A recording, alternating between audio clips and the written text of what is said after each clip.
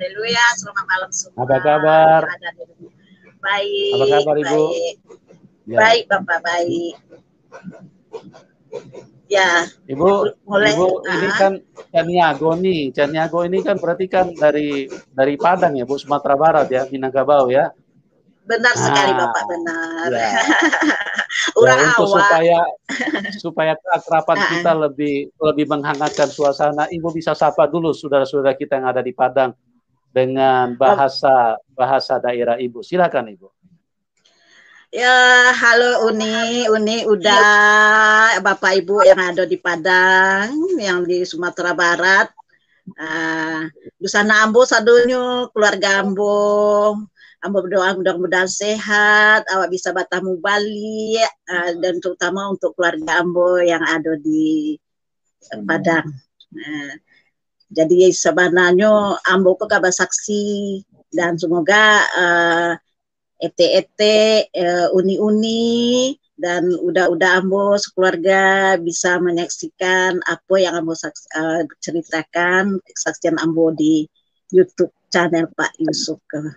Ya, salam sehat selalu buat keluarga. Begitu aja Pak Yusuf. Haleluya ya. Puji Tuhan. Terima kasih Ibu. Ya, memang dari Minangkabau sangat kental dengan nuansa keagamaan ya, dan ya, kita benar bersyukur sekali Bapak. Tuhan Yesus waktu datang kepada Ibu dia tidak marah-marah, dia tidak bilang kurang ngajar kau dulu pernah bakar Alkitab ya, sekarang Tuhan yang baik itu tidak seperti itu teman-teman. Tuhan yang baik itu merangkul bukan memukul. Apalagi kalau ada Tuhan yang menghalalkan darah orang, aduh, luar biasa. Jangan percaya. Benar. Tuhan yang baik itu tidak pernah marah-marah kalau datang kepada manusia. Justru Tuhan berkata, marilah kamu yang letih lesu dan berbeban berat, aku akan memberikan kelegaan kepadamu. Itulah Tuhan yang baik dan benar. Nah, oleh sebab itu Tuhan Yesus waktu datang kepada Ibu Sunarti, dia tidak marah-marah. Dulu kau kurang ngajar, kau bawa orang untuk masuk agama lain ya. Sekarang Tuhan tidak seperti itu. Justru Tuhan selamatkan Ibu Sunarti. Oke, terima kasih Ibu. Bagaimana kisah selengkapnya saya tidak perlu jelaskan karena Ibu sudah ada di studio. Ibulah yang ceritakan semua mulai dari latar belakang dulu. Silakan Ibu. Ya, salam semuanya, saudara-saudaraku yang ada di rumah ini. Saya Ibu Sunarti, latar belakang dari Islam.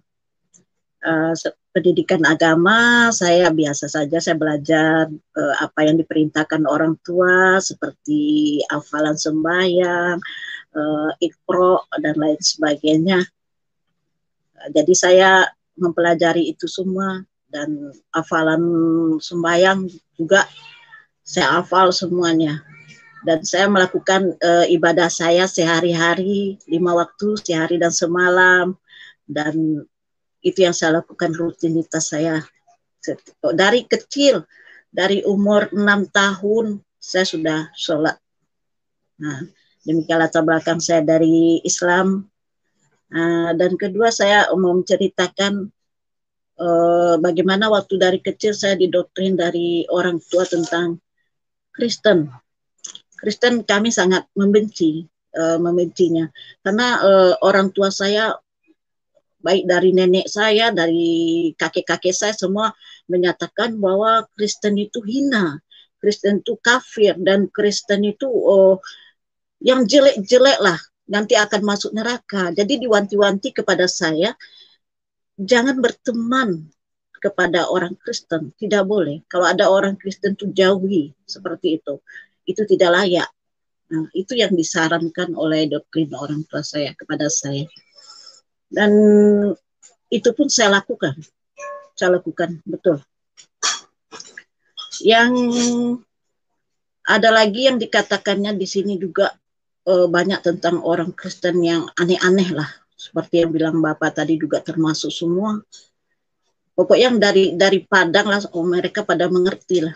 Mungkin bukannya dari Padang, mungkin pada semua orang yang tidak mengerti, termasuk saya dahulu juga nggak ngerti. Saya aku itu benar apa yang didoktrinkan orang tua saya itu benar. Tapi selang waktu lama sesudah itu saya berumur juga, sudah bisa sekolah keluar kan, saya berteman dengan calon suami saya dulu, sekarang udah jadi suami saya tercinta. Jadi waktu saya sekolah keluar ke kota, saya bertemu juga sama suami saya ini, dan berjalan kami biasa seperti remaja biasa kan. Dan waktu dia melamar saya di rumah, saya baru tahu kalau dia itu beragama Kristen. Saya tidak tahu. Kalau tahu saya dari dulu saya sudah jauhi, malah saya musuhi. Itulah ajaibnya Tuhan. Saya nggak tahu bahwa dia itu KTP-nya Kristen. Waktu mengurus NA, waktu menikah itu kan, saya baru tahu, kok Kristen, gitu. Jadi selama ini disembunyikan. Padahal kami sudah lama berteman, tapi tidak pernah membahas soal agama. Gitu.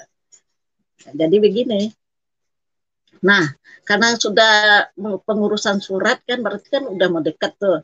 Nah, jadi orang tua saya bilang gini, oh nggak apa-apa, kita Islamkan. Nah, kan kita Islamkan. Nah, jadi kan kalau kita Islamkan cukup bangga juga kita kan mengislamkan orang masuk ke agama kita tuh luar biasa itu. Ya upahnya pasti surga ya kan, gitu menurut orang tua saya. Seperti itu. Dan akhirnya suami saya ini mau setuju, karena untuk mendapatkan wanitanya kan dia setuju waktu itu. Nah, kami berkeluarga berlanjut terus sampai kami mempunyai anak waktu itu 3. Sudah 13 tahun kami berkeluarga, dan saya selalu bilang sama suami saya ini, kamu harus sembahyang. Kamu harus ikuti semua apa yang diajarkan oleh agama saya. Awas kalau tidak kamu sembahyang, saya akan minta cerai. Gitulah ancaman saya kepada suami saya. Jadi dengan rasa takut dia mungkin tak gimana, dia tetap melakukan ibadah. Kayak hari Jumat, baik di rumah, saya ajarin dia sembahyang dan lain sebagainya. Seperti itu. Nah, lanjut saya bersaksi, saya 13 tahun pernikahan kami ya, kami. Jadi pada suatu malam, nah sebelum saya lanjutkan dulu untuk kesaksian saya, waktu suami saya ini datang membawa pakaiannya, kan udah menikah, bawa pakaiannya semua, alat-alatnya semua kan dibawa. Jadi di situ saya temukan di dalam kopernya itu tuh ada Alkitab, ada surat baptisan, ya kan? Jadi saya kena fanatik. Ini saya paling benci dengan Kristen, apalagi Alkitab kan. Saya ambil Alkitab itu, saya bakar. Nah, terus saya bakar Alkitab itu, berapa tebalnya saya bakar. Langsung surat baptisan suami itu saya robek-robek. Saya tidak mau melihat itu Alkitab. Itu pantang saya tidak mau. Nah, selang berapa lama, 13 tahun kami menikah berjalan seperti itu. Nah, suka duka dan lain sebagainya. Nah, malamnya saya bermimpi. Ini awal dari mimpi. Saya didatangi oleh seorang hamba Tuhan, saya tidak tahu itu siapa dan tidak kenal, karena saya itu tidak pernah berhubungan dengan hamba Tuhan, tidak pernah ke gereja, nggak pernah, pokoknya alergi lah semua, untuk orang Kristen alergi semua. Nah, jadi pada malam itu saya mimpi, saya didatangi oleh seseorang membawa Alkitab. Saya datang oleh seorang bawa Alkitab dan dibukanya di hadapan saya, langsung dibuka seperti itu ya. Nah, di situ saya menemukan 2 buah cincin yang permata biru. Dia bilang begini sama saya, pelajarilah, gitu. Dia perintahkan saya untuk belajar Alkitab. Jadi pas saya kebangun, saya mikir, kok saya disuruh belajar Alkitab, sedangkan Alkitab aja ketemu saya bakar. Apalagi saya kok sekarang disuruh belajar Alkitab, siapa dia? Begitu kan, ego saya kan tinggi juga. Jadi saya bilang gitu. Nah, saya cuekin aja. Tapi besoknya datang lagi seperti itu. Pelajarilah, dibuka lagi, pelajarilah katanya. Bangun saya kan mikir juga, saya suruh belajar lagi saya. Apa maksudnya lagi ini? Yang bilang kan gitu. Saya diam juga, merenung saya. Apa maksudnya ini? Pas hari ketiganya lagi, saya dibawa pada suatu tempat. Dan di sana saya tidak tahu apa itu namanya, apa itu tempatnya, tidak tahu saya. Saya melihat di situ ada berkumpul. Orangnya tidak saya kenal, berjilid-jilid, rame memuji-muji, poros segala macam. Tapi bahasanya saya tidak tahu. Waktu itu saya tidak ngerti. Orang ini ngapa, dia menyembah-menyembah. Saya bilang, apa ini? Saya lihat gini. Sudah tuh saya memuji-muji juga, saya bersuara. Dan saya menyanyikan apa yang bisa saya nyanyikan, pujian saya nyanyikan. Saya nyanyikan ada satu pujian. Saya tidak tahu dulu tuh, saya ingat hanya begini. Yesus datang ke dunia, haleluya. Itu yang saya nyanyikan pujian seperti itu. Jadi saya memuji-muji gitu. Sampai terbangun pun saya menyanyikan pujian itu. Yesus datang ke dunia. Jadi saya heran saya, apa yang terjadi bagi saya Tuhan. Bilang kan gitu. Nah, saya banyak merenung. Jadi ada desakan di dalam perasaan saya. Pinjamlah Alkitab itu, pelajarilah. Pelajari, kamu akan tahu apa kunci sebenarnya itu. Kamu akan tahu, belajarlah. Pinjamlah Alkitab itu. Jadi pas suami saya datang dari kerja, saya bilang sama suami saya, Pak, bisa bantu saya pinjamkan Alkitab buat saya. Jadi suami saya heran, kok minjam Alkitab, dulu-dulunya dibakar, kok sekarang minta pinjam, kan gitu. Jadi heran dia. Saya bilang tidak perlu heran. Yang penting sekarang tolong saya bantu pinjamkan Alkitab buat saya ada perlu, ada saya ambil di situ. Nah, akhirnya dalam heran itu juga dia berangkat pergi. Dia pergi, saya tidak tahu juga di mana dia dapat temannya di luar sana, itu jauh juga dari rumah. Dibawalah kitab sama saya, dan saya pegang kitab itu, kok persis seperti apa yang ada di dalam mimpi saya bilang gitu kan. Kulitnya juga warnanya waktu itu coklat, ya, dikasih juga coklat warnanya, tertulis Alkitab sama ya. Nah, oke lah kalau kayak gitu kan. Saya mulai belajar, saya pelajari dari Kejadian sampai 3 bulan lamanya saya belajar ya. Dan saya masih ingat apa yang sudah saya pelajari, dan saya banding sendiri. Mau saya tidak bawa agama di sini. Saya menyaksikan ini apa yang saya alami. Ya. Saya pelajari juga. Saya terkejut waktu saya mempelajari dari Kejadian bagaimana Tuhan menciptakan bumi kan. Lengkap semua, dari nabinya, dari turun-turunannya, dari keturunan sampai ke bawah-bawah, sampai pula ada perjanjian lagi segala macam. Tuhan, ini betul-betul terinci. Saya bilang. Tidak seperti yang saya dulu, sepotong-sepotong ada ceritanya ya, sepotong-sepotong kan gitu. Jadi di situ saya meyakini seperti. Nah, saya baca juga dari perjanjian baru kan, bagaimana Yesus berfirman, akulah jalan kebenaran dan hidup. Itu yang membuat saya firman itu yang bergetar jantung saya. Akulah jalan kebenaran dan hidup. Tidak ada satupun yang datang kepada Bapa tanpa melalui aku. Yesus adalah satu-satunya jalan. Sesuai dengan apa yang saya pelajari dalam apa saya dulu, keimanan saya dulu, bahwa Isa itu adalah jalan yang lurus supaya kita ikuti. Dialah jalan yang lurus. Dalam Al-Zukhruf ayat 61. Dan juga surat Ali Imran ayat 45. Nah, ya. Siapa Yesus itu? Dia berkuasa di bumi dan di surga. Saya di situ saya, oh Tuhan, inilah benar-benar yang saya rasakan, bahwa firman yang ditulis dalam Alkitab itu betul-betul datang dari surga. Karena Yesus ada satu-satunya jalan, kebenaran, dan hidup. Dan juga ada situ kasih. Kasihilah sesamamu manusia seperti engkau mengasihi dirimu sendiri. Nah, disitulah agama kasih yang baru saya ketahui sebenarnya.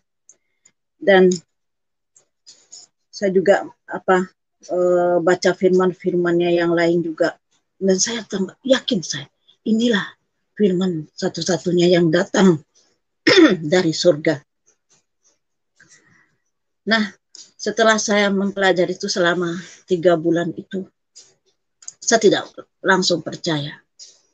Karena saya dari dulunya orangnya keras kepala, fanatik, tidak mudah menerima dengan akal sehat. Saya nggak pernah bisa menerima apapun yang orang bicarakan. Apalagi ini masalah keimanan ya. Kalau masalah keimanan bukan mainan bagi saya. Sama dengan hidup saya di sana dan mati saya di sana. Nah, selama saya belajar 3 bulan itu lamanya, saya mulai yakin dari firman-firman Tuhan yang saya baca, siapa itu Yesus. Nah, pas waktu kematian Yesus itu hari Jumat, saya sendirian di rumah, dan saya suami dan anak-anak pergi keluar tuh libur kan. Saya sudah duduk sendiri dan saya memegang Alkitab dan saya peluk Alkitab. Saya bilang, Tuhan, saya mulai percaya. Tapi belum lagi Tuhan, masih 50%. Kenapa begitu? Karena saya ini tidak mudah, gampang ya Tuhan untuk menerima apa aja yang didoktrinkan siapapun orangnya. Saya belum percaya betul, pokoknya belum percaya saya 100% ini. Saya mohon ya Tuhan, kalau memang Engkau Tuhan dan Juru Selamat saya di bumi, tolong nyatakan kuasa-Mu. Saya belum itu. Nyatakan kuasa-Mu Tuhan, supaya saya lebih percaya lagi 100% kepadamu. Saya bilang, saya mohon. Langsung saya berdoa, apa saja ya waktu itu, jangan bahasa saya kepada, saya berdoa tuh. Nah, tidak lama sesudah itu, datanglah seperti es dari ujung kepala saya sampai ke kaki saya, menggigil saya sudah menggigil, ketakutan saya menggigil, karena saya itu baru merasakan seperti dingin sekali gitu kan. Saya merasa aneh saudara. Kenapa? Itu belum pernah saya alami selama hidup saya, belum pernah saya alami seperti itu. Nah, saya bilang, ini ada apa? Saya tidak bisa melangkah, saya tidak tahu apa yang harus saya perbuat, ya kan? Saya kumpulkanlah kekuatan saya pada waktu itu. Pas saya bisa kuat saya sedikit, saya lari kencang, saya tabrak itu pintu dapur, dan akhirnya saya jatuh di jerembab. Jatuh saya ingat ada pohon pepaya di sana tuh. Saya berusaha memegangnya dan saya berdiri di situ. Tidak ada satupun yang bisa melihat saya karena tidak ada tetangga, juga nggak ada. Jadi saya nggak bisa minta tolong waktu itu. Nah, sesudah itu saya rasa ketakutan itu, ada suara yang dalam batin saya dengar kayak gitu kan, jangan takut begitu. Karena bukankah kamu yang meminta tadi? Bukankah kamu yang meminta, katanya kan gitu. Jangan takut katanya kan. Nah, pelajarilah kembali itu Alkitab. Pelajarilah kembali, jangan takut katanya kan. Jadi itu saya mulai sadar di sana, ya saya tidak perlu takut, saya bilang. Itu loh Tuhan, itu pasti Tuhan dalam hati saya. Nah, saya disuruh belajar Alkitab kembali. Saya ambil air minum, saya duduk kembali, dan saya berundung kembali. Nah, itulah keajaiban yang saya rasakan. Itu sungguh-sungguh saya rasakan dalam hidup saya. Tidak lama sudah itu, dalam firman Tuhan, siapa yang percaya harus dibaptis. Nah, saya habis itu saya merasakan sesuatu yang aneh di diri saya. Saya merasa tenang, damai dari kejadian waktu itu. Saya apa itu lari itu, apa yang saya rasakan, habis itu saya tenang, damai, dan tidak pernah saya rasakan kedamaian itu dalam batin saya.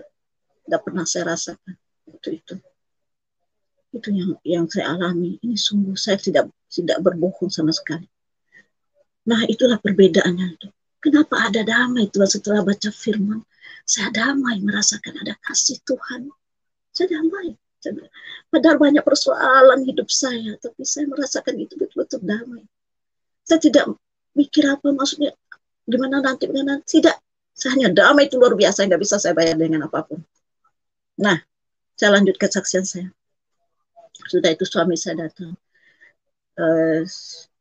Berapa lama sudah itu saya bilang, Pak, saya mau dibaptis. Hah?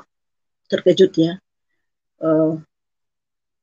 Nggak mungkin, itu mustahil katanya. Masa iya, saya katanya kan, orang begitu fanatik, orang begitu ini mau dibaptis, nggak percaya katanya. Pak, ini sungguh-sungguh, saya bilang. Nah, di mana gereja? Saya nggak tahu gereja di mana, karena pernah kenal gereja, nggak pernah kenal orang Kristen, ya kan? Jadi cari sendirilah, saya nggak yakin. Kalau memang benar, cari sendiri. Dan jangan ini akal-akalanmu kan nih, katanya kan. Nanti ada alasanmu, dituduh pula saya nanti mengkristenkan kamu dari orang tuamu nanti. Ada dituduh begitu katanya. Saya nggak mau katanya kan. Oke, baiklah. Kalau misalnya nggak mau bantu, nggak apa-apa. Ya kan, karena keyakinan kuat saya harus dibaptis kan begitu. Nah, saya carilah informasi, ada nggak orang yang beragama Kristen ini, di mana dia bergereja. Dapat saya informasi, saya minta tolong bantu saya mau cari gereja. Nah, oke, dia terima, mau bantu saya. Nah, saya hari Minggu sudah itu kami pergi ke suatu tempat, dan di situ saya menemukan gereja, dan di sana saya tunggu pula orang siap ibadah dulu. Nah, saya datangi para majelis gereja di sana, dan saya bilang, Bapak-bapak, saya mau bersaksi, saya ceritakan begini apa yang saya alami, dan kedatangan saya ke sini untuk meminta supaya Bapak baptis saya. Begitu. Nah, mereka itu pada ketakutan semua. Takut dia. Karena apa? Nggak bisa, Bu, katanya kan.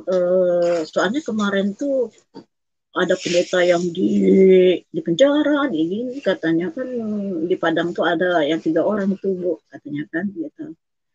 Bapak, saya bilang, apa yang harus saya lakukan untuk saya bisa dibaptis? Ya, Ibu harus minta surat izin dulu dari orang tua, katanya kan, mengizinkan bahwa anaknya masuk agama Kristen. Itu nggak masuk logika, Pak, saya bilang. Coba Bapak pikir, ada nggak orang tua mengizinkan anaknya masuk ke agama yang lain? Hah? Mikir kita, saya bilang. Ya bakal enggak, Pak, saya bilang. Pak, tahu nggak saya ini, saya bilang.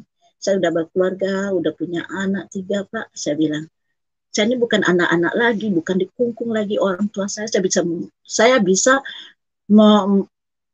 memutuskan diri saya sendiri, saya bisa mempertanggungjawabkan bicara saya ini, Pak. Jangan takut, Bapak, saya bilang gitu.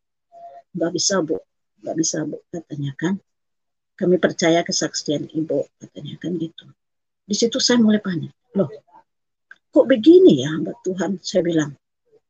Bapak tahu nggak, Bapak? Saya bilang, Bapak itu pekerja Tuhan, saya bilang. Bapak itu hamba Tuhan, saya bilang. Masa saya minta dibaptis, Bapak tidak mau melakukan pekerjaan Bapak, seorang pekerjaan Tuhan, saya bilang. Saya marah sama Bapak tuh.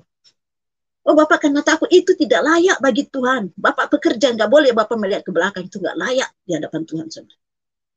Jadi Bapak tidak mau juga baptis saya? Tidak, Bu, katanya kan begitu. Baiklah, nggak apa-apa. Tapi ingat ya, Pak.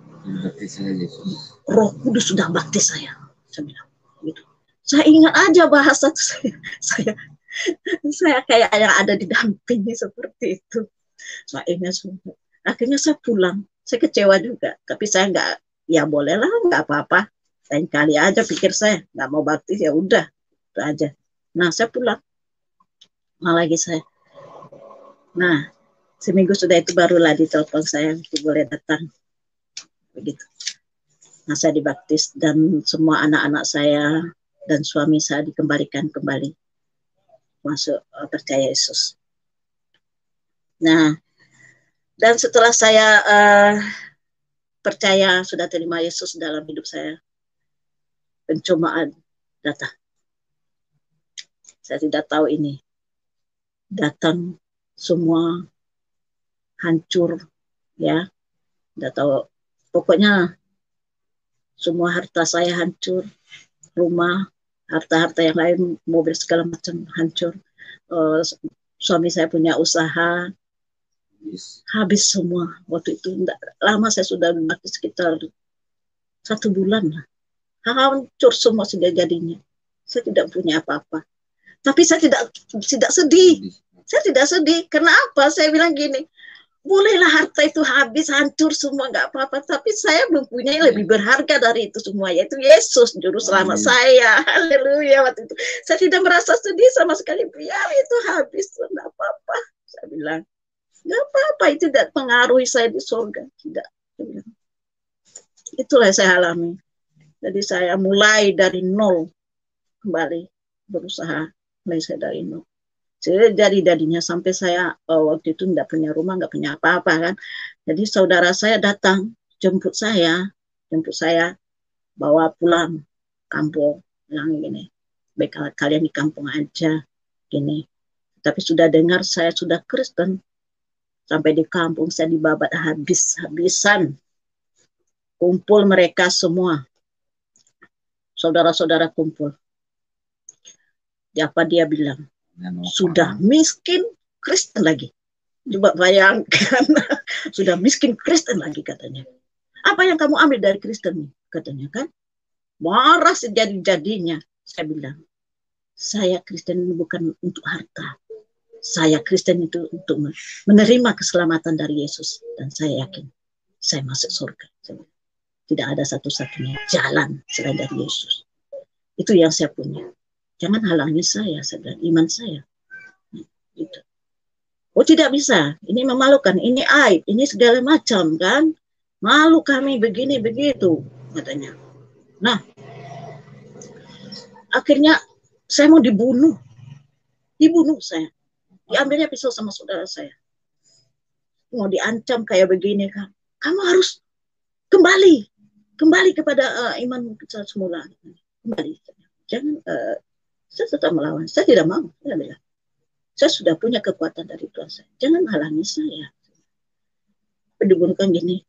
Karena dia tidak tega juga, sudah mau tancapkan itu pisau. Langsung didorongnya aja tempat duduk saya. Kursi itu disepak, akhirnya saya jatuh. Jatuh saya. Saya nggak apa-apa. Saya puji Tuhan. Saya bilang, terima kasih. Nggak dikasih ngomong kesempatan apapun, ngomong nggak ada.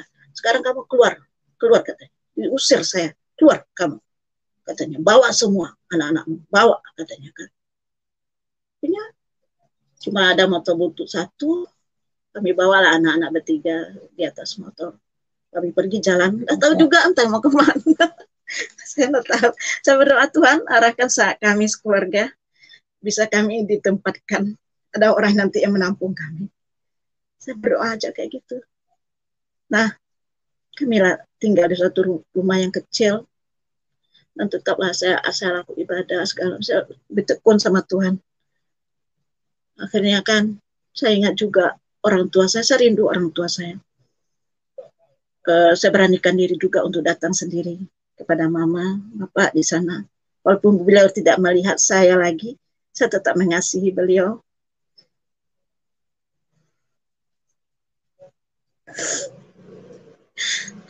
Karena saya rindu beliau juga menerima keselamatan Yesus. Saya tidak membawa apa-apa kepada orang tua saya. Saya bilang gitu. Akhirnya mama itu, saya berbilang pengetahuan bagaimana ini keselamatan buat mama ini. Saya injililah beliau. Saya mulai pertama kali menginjili orang tua saya. Dan begitulah seterusnya, sekali seminggu saya datangi orang tua saya datangi terus. Akhirnya karena ada kasih anak dengan orang tua, bila juga mau juga kan mengasihi saya. Itu yang saya terus. Saya tidak dendam kepada saudara-saudara saya, tidak dendam saya. Bermacam-macam yang dia lakukan buat saya. Sampai diusir, pakaian saya juga dibuang. Dan rumah yang udah saya bikin itu dihancurkan. Dan diambil semuanya, harta orang tua saya beri hak. Tidak apa-apa, saya bilang tidak apa-apa, tujuan hidup saya bukan itu. Ambillah semua, saya bilang.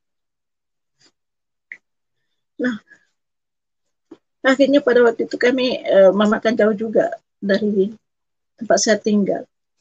Waktu malamnya saya mimpi lagi, bilang Tuhan gini, pulanglah, itu mama sudah tidak akan lama lagi, katanya kan gitu. Saya bilang, oh Tuhan, mama saya tidak akan berumur panjang. Tidak lama telepon berbunyi dari saudara saya, pulanglah, katanya. Mama itu dalam keadaan sakit berat. Oh ya benar, barusan saya tadi mimpi. Nah, saya datang juga mama. Datang waktu itu pagi, cepat naik motor, saya langsung jauhnya bukan main kan. Tapi apa? Waktu itu saya datang sama mama. Iya betul, beliau sakit. Nah, saya berdoa buat beliau. Saya minta izin dulu, boleh didoakan. Beliau mengatakan enggak apa. Saya berdoa buat beliau. Nah, besoknya lagi, datang lagi. Katanya, mama belum sembuh juga. Baiklah. Saya bilang sama mama saya, mama, sudahlah berapa lama saya berputar-putar, sekali seminggu saya datangi mama. Mama tahu enggak, saya bilang, mama itu tidak lama lagi hidup di bumi ini. Saya bukannya Tuhan, mama, saya bilang, mama tidak lama, mama. Nah, saya bertanya satu hal kepada mama, apakah mama nanti masuk surga? Mudah-mudahan, beliau bilang. Seperti itu. Mudah-mudahan. Tapi inilah jalan satu-satunya bagi saya di kemarin. Akhirnya beliau terima Yesus. Dan waktu itu, orang yang pertama kali saya baptis sendiri adalah mama saya. Siapa yang percaya harus dibaptis. Nah, seperti Matius 28 ayat 19. Saya ambil ember baskom. Saya kunci pintu rapat-rapat supaya saudara saya gak lihat saya.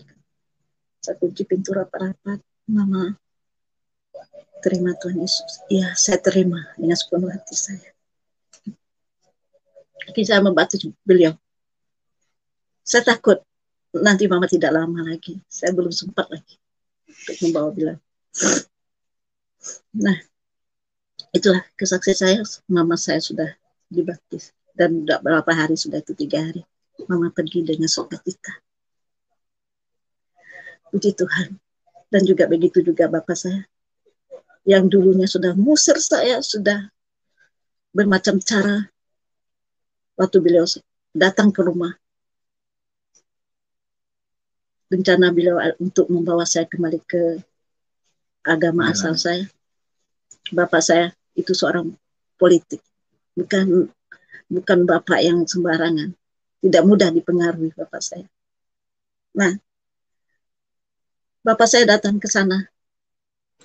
Dia bermalam di rumah saya. Aneh juga aku bapak bisa mau bermalam. Biasanya dia benci kali kan. Nah, malam dia di situ. Jadi bapak saya ini orang hobi membaca. Ya. Bisa berdoa sama Tuhan. Tuhan jamah bapak saya. Gitu. Saya taruh Alkitab di kamar beliau. Tuhan gerakan hatinya untuk membaca. Nah, besoknya beliau baca semua. Asik beliau membaca. Akhirnya dia panggil saya. Nama saya itu Neti. Neti, sini. Apa Bapak? Ini di sini ayat ini mengatakan begini. Oh iya, saya bilang. Iya, benar. Yesus bisa mengampuni dosa manusia. Siapa dia? Coba pertanyakan, siapa dia Bapak? Saya bilang. Wah, akhirnya kami banding-banding, wah itu buka semua, beliau tuh IQ hebat, cerdas, orang cerdas gitu. Ya kan, akhirnya kami asik berdialog sama beliau gitu gini, kan. Cerna semua itu. Nah, sudah itu akhirnya beliau menyadarkan diri. Tak lama sudah itu, sebulan dia pelajari semua. Saya menjelaskan, beliau menyerahkan diri untuk dibaptis. Bapak saya, bukan saya paksa, bukan saya apa, tidak. Beliau pelajari sendiri, sama seperti saya. Hari ini saya mau dibaptis katanya. Baiklah Bapak, saya cari pendeta untuk membaptis Bapak. Saya bilang, kalau kemarin mama saya dibaptis, dan kan Bapak pendeta. Saya cari pendeta dibaptis. Nah, ini baru dibaptis. Baru beliau buka rahasia habis dibaptis. Baptis. Loh, kok saya yang jadi terendam dibaptis? Padahal tujuan saya datang ke sini untuk mengembalikan kamu, katanya. Kok saya yang terbaptis? Aduh, luar biasa. Tangan ini. Bapak, jadi belum habis dibaptis itu rasa sukacita luar biasa, biar tuh menangis, hati menangis, rasanya tenang jiwa saya ini. Akhirnya bapak saya juga menginjil. Balik dia ke kampung, dia mulai berkuar-kuar cerita Injil beliau. Dan akhirnya begitulah kesaksian saya luar biasa, dan juga banyak-banyak juga kesaksian saya juga orang-orang lain juga. Ya, puji Tuhan lah. Dan saya gitu ajaibnya Tuhan datang kepada saya dan menyelamatkan juga ada saudara saya yang terima juga Yesus. Terima kasih puji Tuhan Bapak Yusuf atas kesempatan yang udah Bapak berikan buat saya.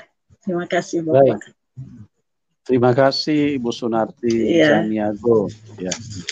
Luar biasa ya bagaimana perjumpaan seseorang dengan Tuhan Yesus bisa mengubahkan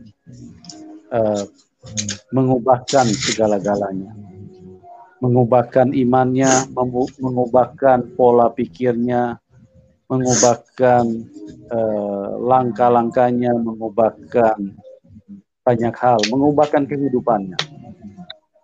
Dulu tidak bisa bersentuhan dengan kekristenan, bahkan sangat anti, sangat membenci, pernah membakar Alkitab.